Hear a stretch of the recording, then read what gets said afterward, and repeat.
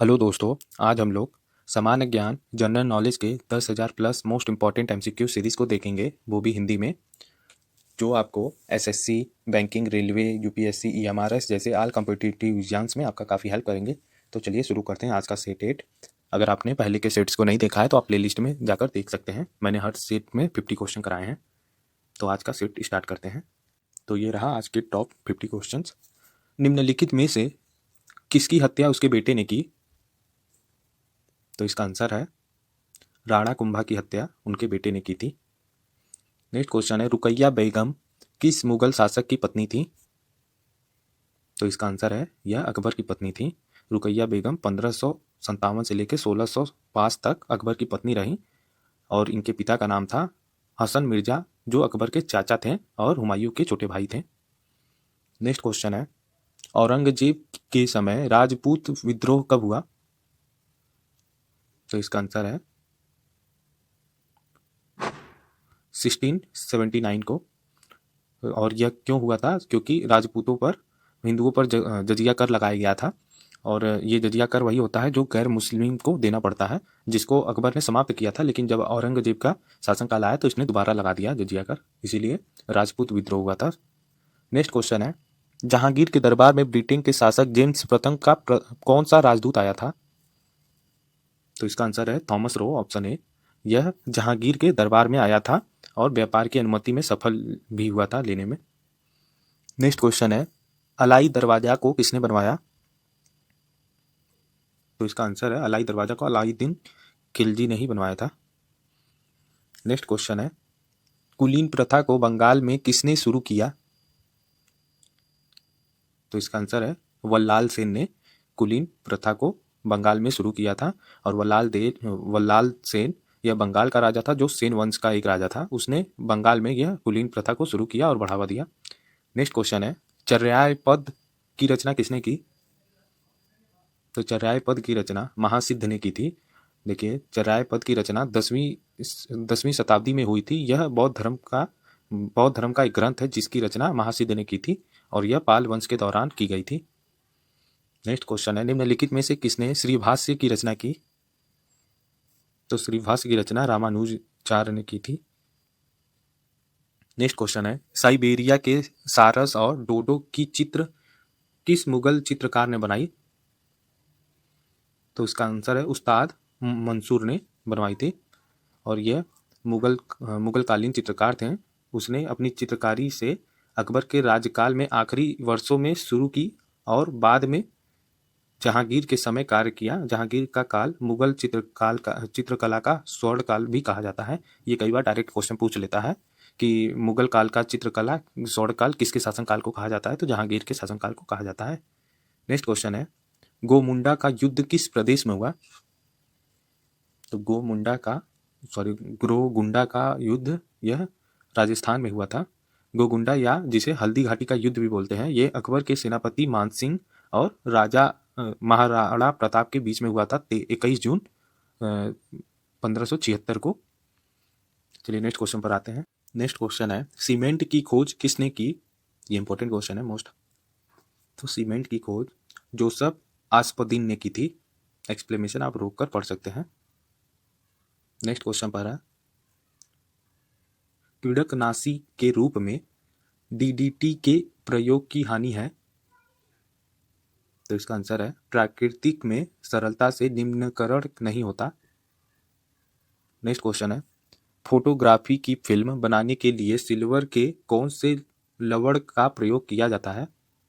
ये most important है, कई बार एग्जाम में आ चुका है। तो इसका आंसर है सिल्वर ब्रोमाइड का प्रयोग किया जाता है। नेक्स्ट क्वेश्चन है, सिरके का तिक्त स्वाद किसके कारण होता है?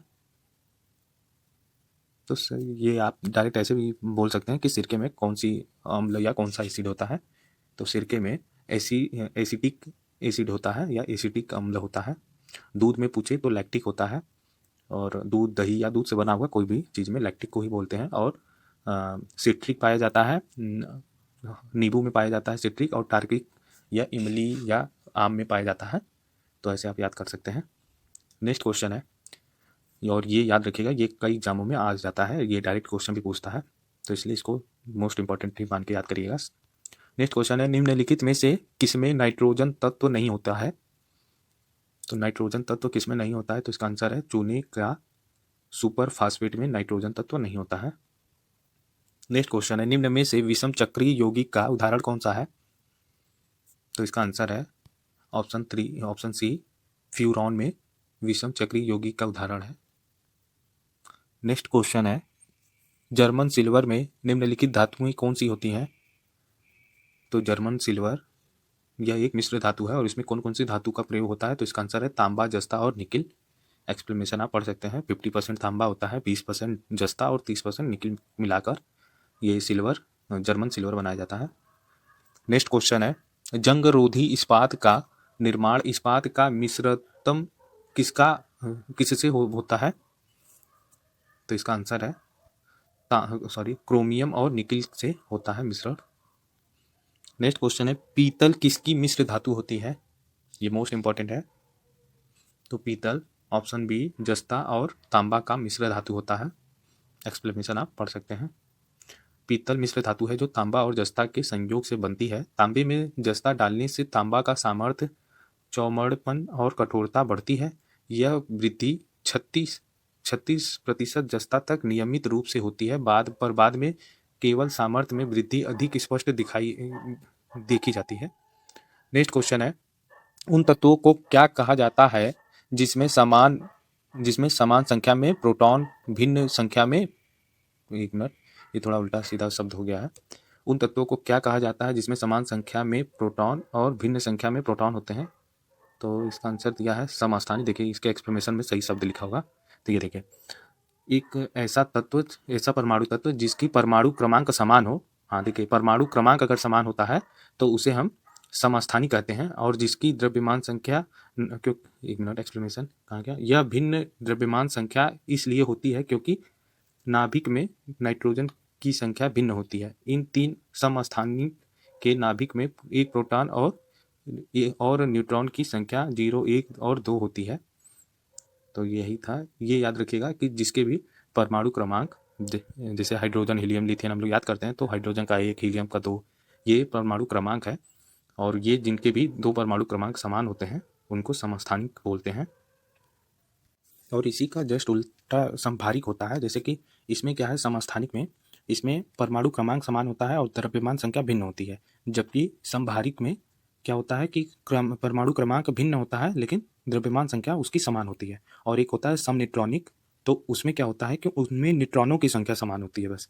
तो यही था तीनों का। आप एक जगह इसको नोट कर लीजिएगा, काफ़ी काम देगा। नेक्स्ट क्वेश्चन है, हमारे शरीर के भीतर पाए जाने वाले प्रतिरक्षा तंत्र हैं? तो इसका आंसर है ऑप्शन ए रोगाणुओं से लड़ने की क्षमता। एक्सप्लेनेशन आप रोक कर पढ़ सकते हैं। नेक्स्ट क्वेश्चन है, फाइलेरिया या एलिफेंटिसिस का कारण है?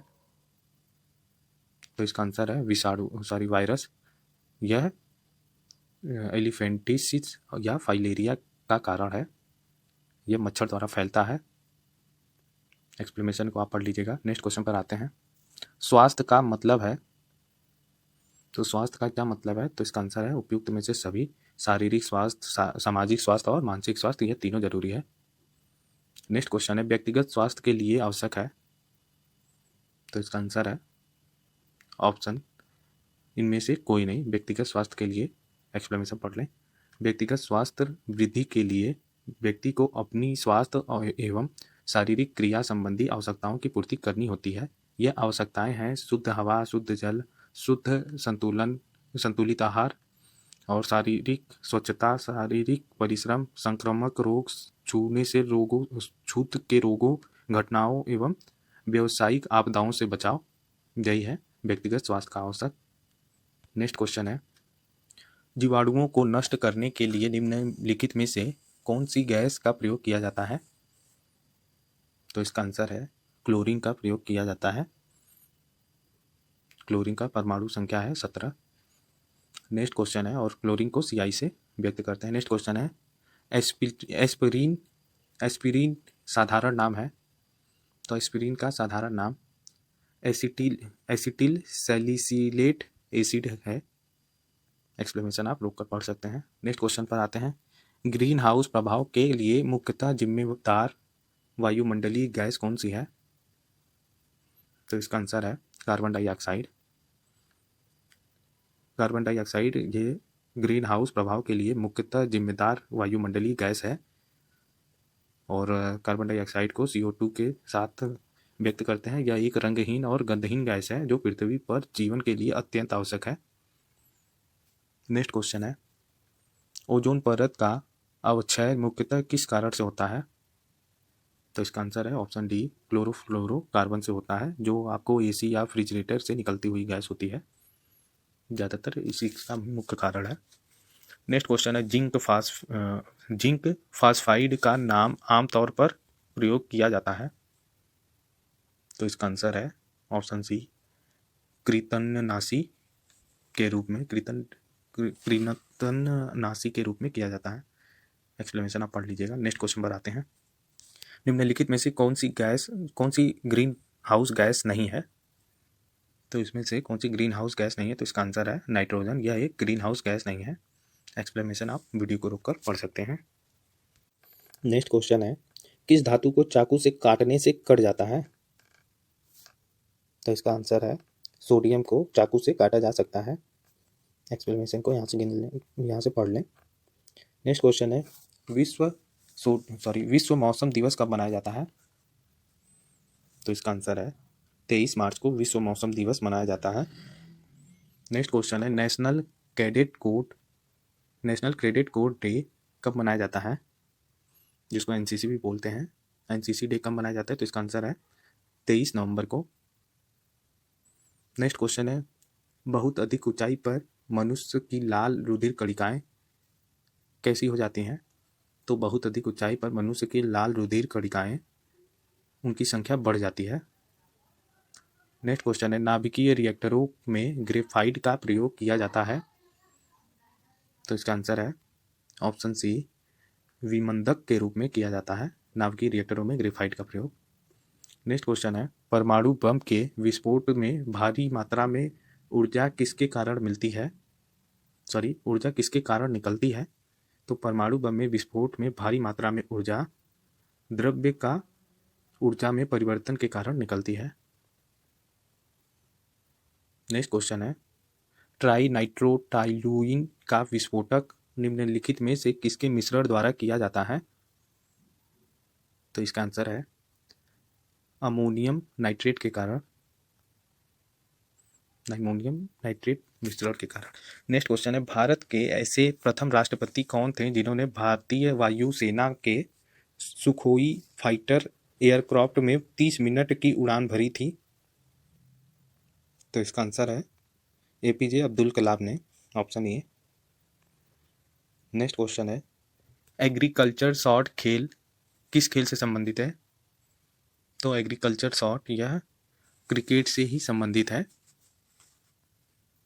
आज का लास्ट क्वेश्चन, पीलिया बीमारी में प्रभावित कौन सा अंग होता है? तो पीलिया में यकृत अंग को प्रभावित करता है। इसका एक्सप्लेनेशन पढ़ लें। दरअसल पीलिया सीधे लीवर को प्रभावित करता है। रक्त में पित्त की मात्रा बढ़ने से आँखों के सफ़ेद भाग और त्वचा में पीला भाग आने लगता है। ये सफ़ेद नहीं, पीला, आँखों में भी पीलापन आने लगता है।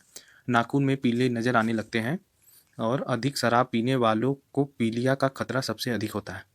तो यही था आज का 50 MCQ। अगर आपको ये सारे क्वेश्चंस अच्छे लगे हों तो मेरे चैनल को सब्सक्राइब करें ताकि मैं डेली आपको ये क्वेश्चन करवा सकूं। Thank you.